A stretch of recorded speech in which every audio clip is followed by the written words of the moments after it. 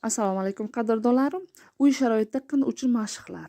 Bu mashqlar intim mashqlar deyiladi. Intim mashq gimnastikasi sizga nega kerak?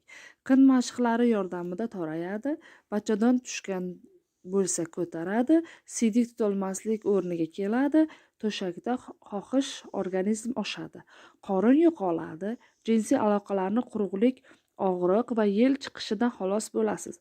Qizlarjonlar, bundan tashqari sizni o'zingiz xohlagan figurangizni keltirishingiz mumkin. Ya'ni ozesiz, biqinlaringiz ketadi, qorin, orqa tomonlaringiz ozgina chiqadi, ko'kraklaringiz kattalashadi. Siz xohlagan nimaga erishishingiz mumkin. Qizlarjonlar, intim mashqlarni iloji boricha bizlar qilib ham ko'rsatmoqchimiz, lekin unga hozircha sharoitimiz yo'q. Sharoitimiz bo'lganda sizlarga qanday qilib mashqlar qilishni har kuni video qilib chiqarishga harakat qilaman. Qizlarjonlar, bugungi ma'lumotlarim shulardan iborat. Mana shu suratlarga qarab intim mashqlarini har kuni ertalab va kechqurun qilishlaringizni tavsiya etaman.